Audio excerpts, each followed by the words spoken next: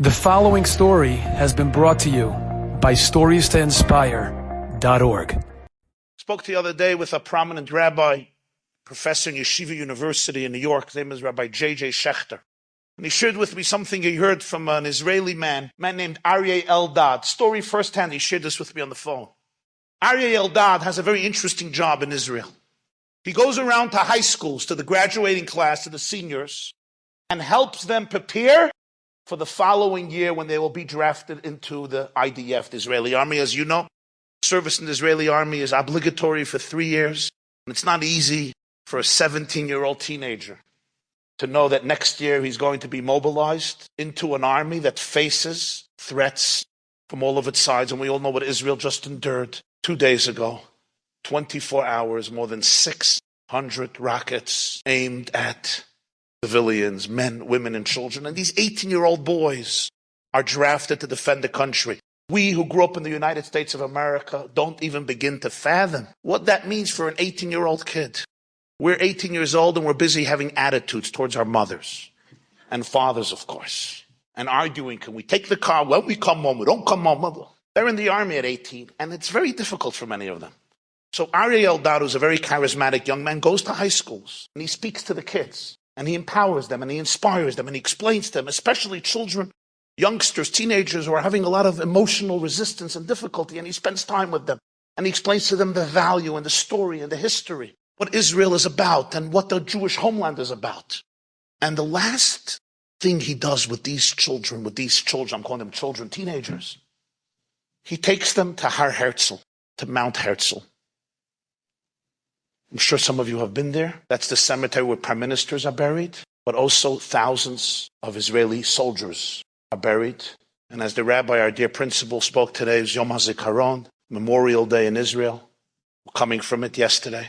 And there are thousands of soldiers, and there are sections. Those who died in the battle of 1948, Independence War, 1956, Sinai Campaign, 1967, 1973, 1982.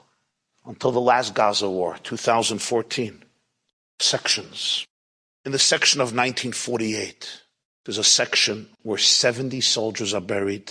They all died the same day in the Independence War of 1948. And these teenagers noticed a tombstone, and on the tombstone was engraved the day of the yahrzeit, the day the soldier died, serial number, the name of the platoon, where the death happened. But instead of a name, it said Almoni. You know what Almoni means in Hebrew? The anonymous one. And they turn to Mr. Eldad, they say, who writes the anonymous one on a tombstone? And he says, I'll tell you the story of the soldier. He was a lone survivor of the Holocaust. He lost his family. He came to what was then called Palestine on one of the illegal ships under the British mandate. As he arrived to what was then called Palestine, they gave him a gun. And they said, we're being attacked by 7 armies. We need fighters. And the next day he fell in battle.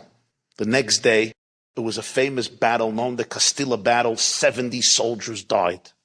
The road near Jerusalem. And when they buried this soldier, they discovered the double tragedy. It wasn't only that he was killed. They didn't know his name. His comrades who he fought with for a day might have known his name, but they were all dead. There was nobody to ask. There was literally nobody to ask. Who is this person? They didn't know. And they buried him. And they wrote on his tombstone, it's there, you could check it out. Almoni, the anonymous soldier. And these boys, these teenagers, are looking at this grave. And Aryeh Eldad says, and I want you to understand why this boy took a gun when he was just coming from Auschwitz, Birkenau. And he said, because these Jews knew that in 1938, when so many nations met in Evian in France, and the question was, what are we supposed to do with the Jews? There was not a single country who said the Jews could come to us. Initially, Adolf Hitler, Yamach Shemai, didn't plan to exterminate the Jewish people. He wanted to expel every Jew from his territory. There was nowhere to go. These Jews knew this in their blood. And for them to be able to come to a place that every Jew could call home, our eternal home. What's the definition of home? Definition of home, I think it was Frost who said, that when you come there, they gotta let you in. That's the definition of home. We come there, they got to let you in. Jews didn't have a home. So they took their guns and they fought to be able to give the Jewish people their home. Restore them to their ancient homeland after 2,000 years.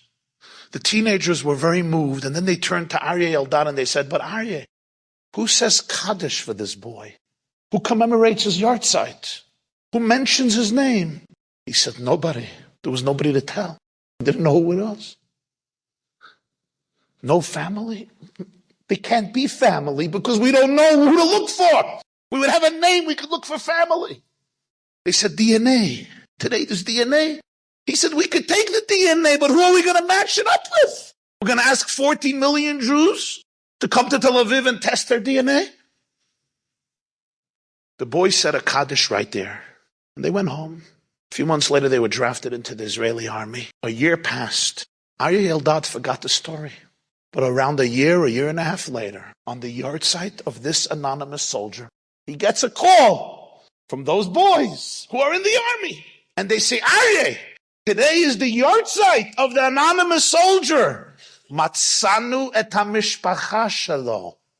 We found his family. You guys are Meshiga? It's been 70 years. Where'd you find the family? You don't know a name. Where'd you find the family? Matzanu et hamishpacha shelo. We found the family. The family is going today to his grave to commemorate his yahrzeit, to pray for his soul, to learn Torah in his merit, to give charity in his merit, to learn the Mishnayos, to celebrate his life and his sacrifice.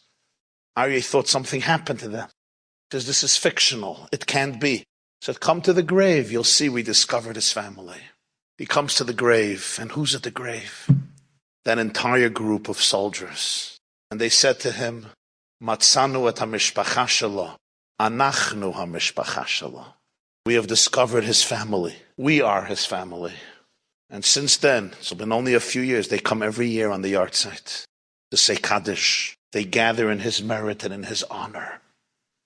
Identity, the gift of identity, knowing who you are, knowing that you're an indispensable part of an extraordinary nation that has journeyed on our planet for close to 4,000 years, that we're brothers, that we are sisters, that we're linked in powerful faith and in powerful destiny and charged with the divine mission, L'sakin oilam b'malchus shindalad yud, to repair the world under the kingdom of God, the gift of identity. Enjoyed this story? Come again. Bring a friend. StoriesToInspire.org